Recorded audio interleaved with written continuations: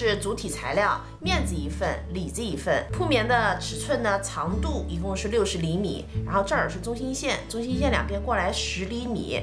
那这是一个长方形哈，这里的边呢是28厘米，然后向两边缩，这两条边啊是26厘米。然后铺棉呢烫在面料上边哈，我们放1厘米的缝缝。面子上呢是要做一个拉链口袋的哈，所以呢我们在铺棉上面是需要开一个框的。这儿的高度呢是18厘米，宽度1厘米，位置呢是离铺棉过来3厘米的地方。我们来剪一块口袋材料，这块材料呢长度34厘米，高度呢22厘米。我们把材料呢搁在离这条毛边1厘米的地方，然后在刚才拉链口的位置呢，我们车一个框。沿中心线呢把口子给剪开哈，两头呢剪小三角，把口袋布啊塞到反面，熨烫平整。然后呢，我们剪一根20厘米长的拉链，把它垫在下边，我们把它给车上。现在呢，我们把口袋材料折上来，车上这3条边。面上的口袋呢就做好了。我们里子上啊也要做一个口袋，做法呢和面子是一样的哈，区别呢就是里边要做一个袋中袋。我们把小口袋呢先车上，然后盖过来。车上这4条边，接下来呢，我们来做里子上的隔层哈。隔层呢是根据自己的需要来的。那我这个铺棉啊是一个11厘米的正方形，烫在面料上边哈，它正好是一半，这3边呢是有缝缝的。然后我们剪一个布片，这个布片呢宽度7厘米，高度呢8厘米。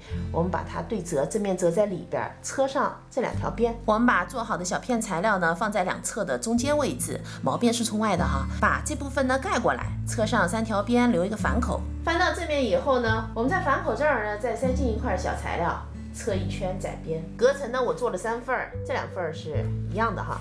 这个呢长一些，在上面呢我还做了一个口袋。接下来我们把它们3个组合在一起哈，我们把材料搁上来，然后这个光边哈就是包口的位置，然后我们车上这2个框。接下来呢，我们把隔层固定在里子上，这条线是它的中心线哈，我们把长的这条对准这条线，然后这儿呢车一个框，这边的2个呢，我们也把它车在里子上。隔层固定在底部了，咱们这2个隔层哈，我们把里子折上来固定住。这2边呢，我们跟侧边的里子固定在一起。那我和大家说一下侧边的尺寸，侧边是个梯形，尺寸呢是铺棉的尺寸，这条边16厘米，这条边呢18厘米，高度20厘米，放1厘米的缝缝，面子是2份，里子是2份。里子上的隔层呢固定好了，2个侧边啊也组合上了。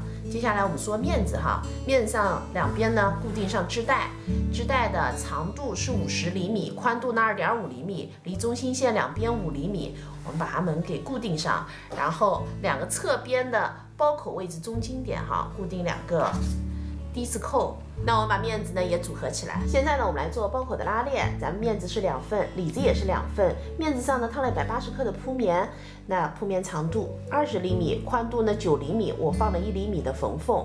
咱们准备的拉链哈，长度呢30厘米，拉链的一端呢折下来，我用缝纫机呢进行了一个固定。现在呢，我们把拉链搁在里子上边，正面和正面相对，然后齿呢是冲里的，这边是对齐哈。